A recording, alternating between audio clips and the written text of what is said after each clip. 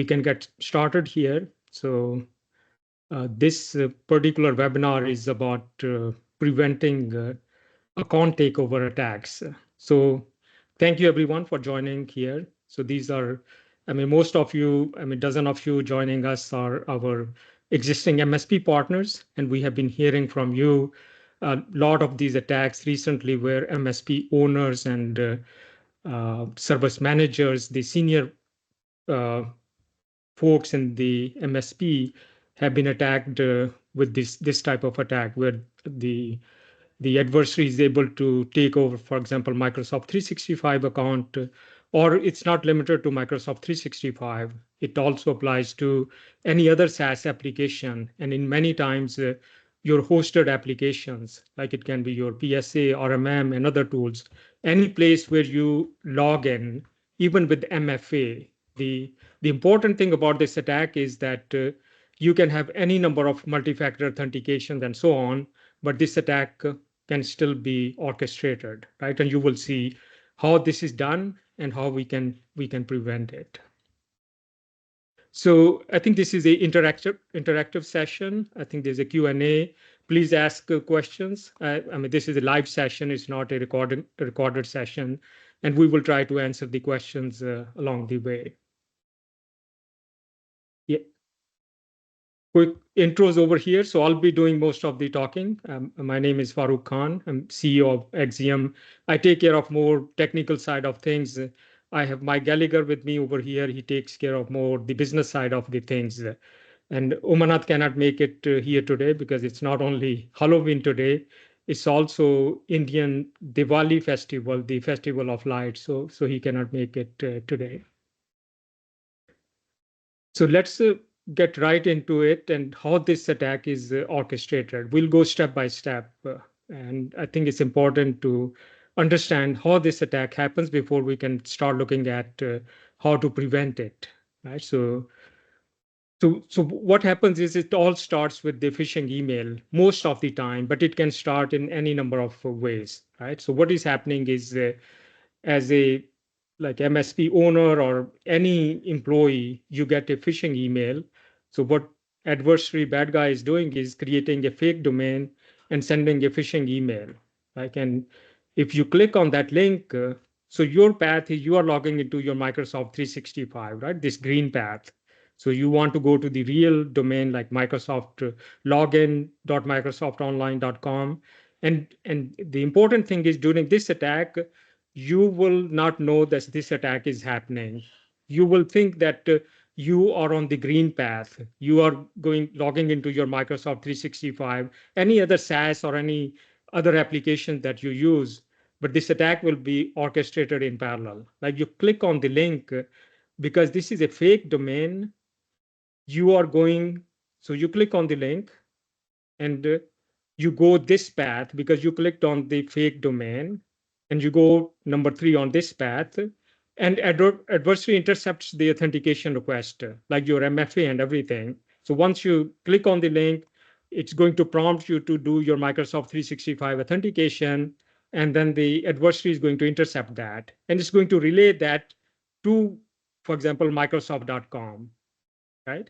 And Microsoft is going to return back response, not to you, because the response now the request came from the proxy over here that the bad guy is running, and Microsoft sends a response back to the proxy, and the adversary intercepts that. Like there's a session cookie and token, everything. That's all the adversary needs to access your Microsoft account in this case.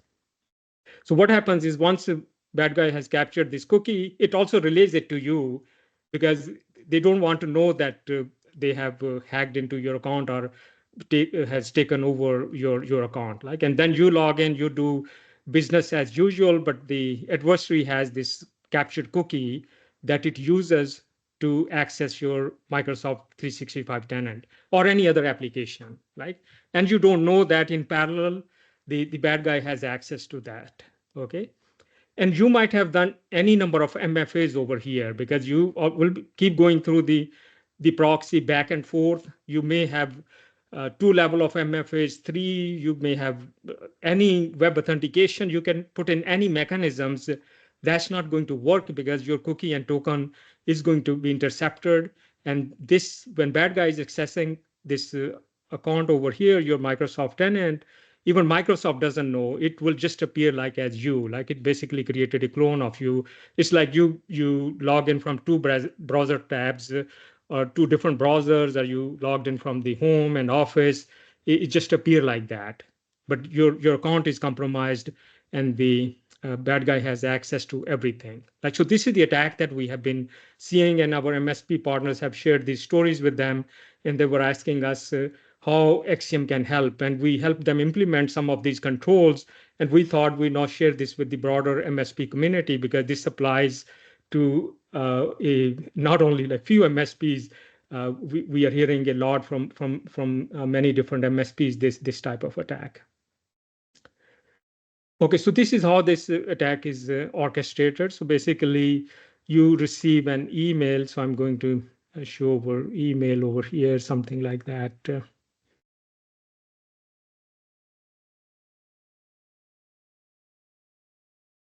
Maybe just make this.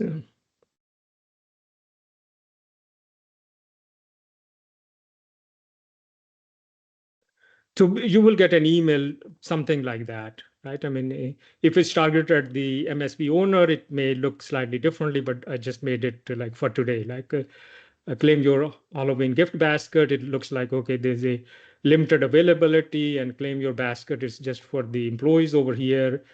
Since it's limited, I'm not going to read the whole login URL over here. It just the beginning part of says HTTPS login at Microsoft Online.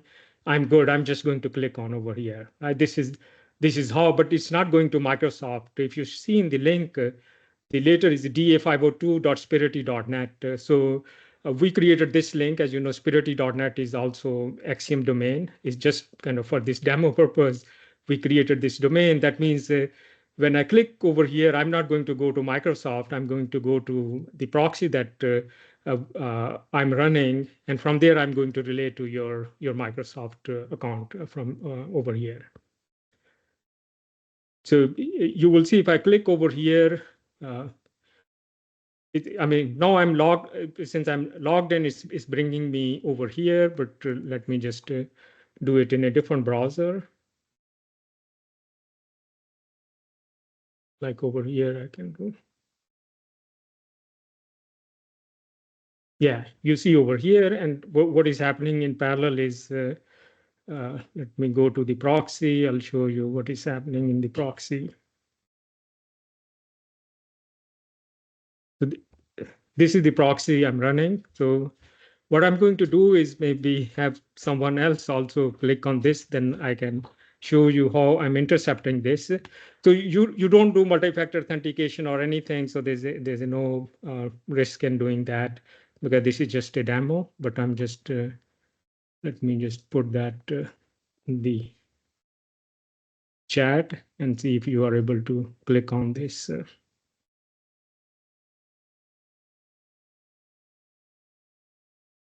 Yeah, if one of you can click on this link, that would be great. Then something will. Okay, yeah, looks like somebody already clicked on the link. Yeah, you can see, I mean, there was nothing over here. I can see the packets going and forward. Like, so I'm sitting over here, and that domain, for example, that you see in the chat is HTTPS. Like, it is at the end, it is Spirity. Like, I have the certificate and everything to decode all the information, your tokens and everything. Like, because I'm now uh, adversary in the middle, I'm man in the middle. I see everything going back and forth. This is how I'm going to capture the cookie and the token to get access to your Microsoft 365 tenant. Like in, Okay, we can't see that. We can't see that slide. If you have that picture up, we can't see that. Okay, yeah, thanks, Mike, because I stopped sharing. Okay. So this was the packet capture, because I'm sitting over here. So this is the proxy, like I'm just doing a packet capture. You see when somebody clicked on the link, this all the exchange showed up. I think there are multiple people clicked on the link. They are coming from different places. I can see, I basically can capture like all your credentials if you start doing the the authentication into your Microsoft account with MFA and everything, you will just see like you are logging into Microsoft 365, but I'm capturing everything over here, and then I capture the cookie, and I can use that the token to log into your Microsoft 365 account. So this is the reverse proxy. Like, so this is how this attack is orchestrated. So let's go back. So as a adversary, what I did, I set up a fake domain. It looked like login.microsoft online, but it was .spirity.net. That's our domain. And then I sent you a phishing link. You click on that, then I'm intercepting everything over here. Like, so this is how this attack is orchestrated. And again, so how you prevent this type of attack? Like, so let's look into that little bit. So yeah, the first of the things, you need to do things on the left. Like today, we are going to focus more on the things on the right when the things on the left fail, and we know the things on the left fail all the time. Like one is user awareness training. We know that we do that regularly. That okay, look at the URLs before clicking, and like all the phishing training and all that. But with the AI and everything, these social engineering phishing emails are becoming more and more advanced, and this happens, that clicking happens all the time, right? Other is if your email security tool is able to capture this email, like the email I showed you, if that email security tool can detect it or a URL in that, like many times we see that tool is also failing because that is not the network-based tool where you have real-time intelligence on all the fake domains and everything, right? So you should do the things on the left, like have a user awareness training and use an email security tool. But what we are going to talk about, if the things on the left side fails, right, then what we can do. So this is where the SASE comes in, the network-based web filter and the conditional access policies. So now let's look at how this is going to help. Like the same thing, we are going to go through the flow, and you will see wherever I put in cross, so SASE is going to prevent all those steps happening. Like, so we will assume that, okay, somebody still clicks on the link, right? And there's a human error. We make those human errors all the time. But then how I can prevent that further? Like, so again, I set up a fake domain and a reverse proxy. You get a phishing email.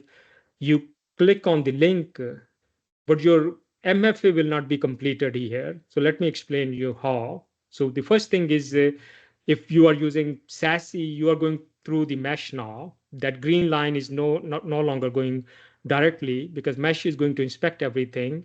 And you put an Axiom client, for example, Axiom SASE agent or another SASE agent that can provide this type of capability. And now everything is coming inside the tunnel. Like, and with the real-time intelligence, when you click on that link, the login.microsoft online, and it is .spirity.net, Mesh already knows that that is a malicious domain. So Mesh is trying to block that domain, like it's going to block it. So you will not even get access to the fake domain website, right? And you will not see that Microsoft login because the adversary is never going to get the authentication request because the cyber mesh is going to block it right over there. Okay. But assuming the cyber mesh, our SASE cyber mesh, even misses that, like fake domain, that domain was created freshly in the last fraction of a second, and our intelligence did not get updated so fast, and we missed that. Right. So there's another level of protection, like at the IP level. Like we also look at the not only the domains because this is a network layer security. Like if you had a DNS filter, that will fail there. Like after, if it misses the fake domain, it's going to fail there. But this is not a DNS filter. This is the comprehensive SASE solution. And you are going to look at the uh, IP address. And if IP address is malicious, the mesh is going to block that. Or you may have a egress geo policies put in your Axiom SASE. And if this fake domain is hosted, for example, in Russia, mesh is going to block the even IP destination to Russia, right? But assuming the adversary is smart, they are hosting their fake domain in the US on AWS, and we missed even the domain intelligence missed it. Then IP destination is in the US, and it is a AWS IP. It's a fresh IP that adversary got. It has a good reputation, and then again, so the mesh is then going to allow that, right?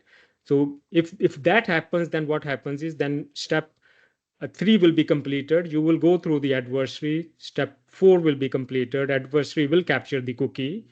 But now where adversary is going to fail it, you have put in conditional access policies. So this is the next thing. Like on the right side, there were two things. One is the web filter and geo policies, and the second one is the conditional access. Like so, because if you put in your Microsoft 365 tenant or any other SaaS application, only allow Axiom's egress IP. Like so, you can get that dedicated IP from, for example, from Axiom when you enable conditional access. Then your users can be anywhere. They can be working from home, office, or remote. They are traveling. They can be anywhere. They come in over here, and then they egress on that particular IP. And to Microsoft, you already configured a conditional access policy that only allow access from that IP, right? So in this case, yeah, the adversary was able to capture the cookie and you got access to your Microsoft 365 tenant. But now when adversary tries to access that, adversary is not coming from the same source IP, like adversary is sitting over here, and then Microsoft is going to reject that. So SASE itself provide defense in depth, multiple layers of protection.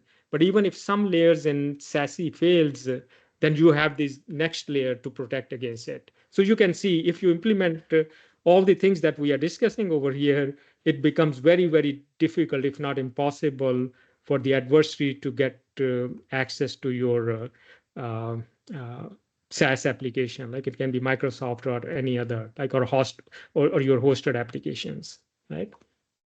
So how this works, like when you are in the Axiom, you have an IP address, which is the meshes IP address. So let me just go there.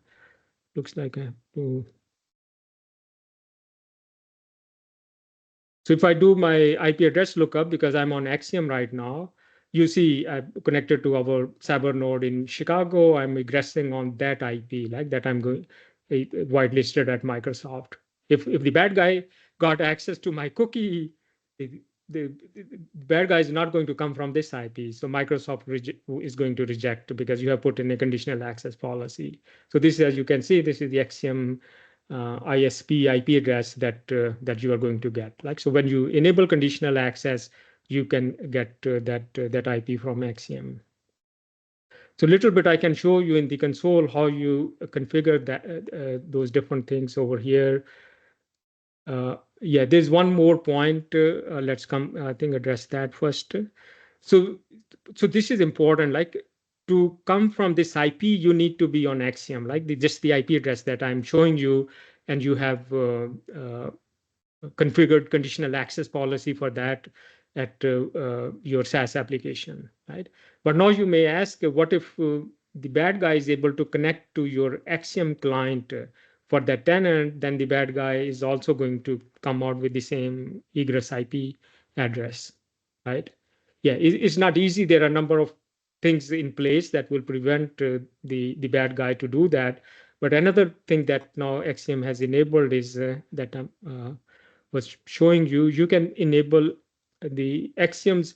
So generally you do Azure AD integration. In that case, we use the same credentials as your Azure tenant when you log into Axiom or you connect and disconnect your clients. But we also have Axiom's own MFA and in a way like a single sign-on. If you enable that, this is now a different layer. Like you may still be logging into your Microsoft tenant using Azure credentials, but to connect to Axiom, you will do another authentication with MFA and everything. Like so, you are basically two layers of protection now.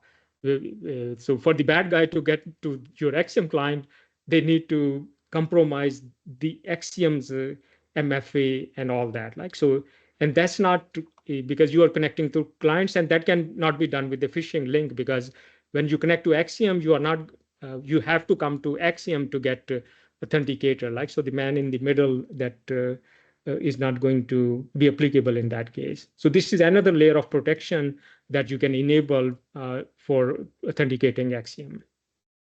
And now where you configure your policies is over here. Like when you enable conditional access, for example, over here, you get this IP address. Like, so this is how you are going to configure conditional access in your Microsoft 365 tenant with this IP address.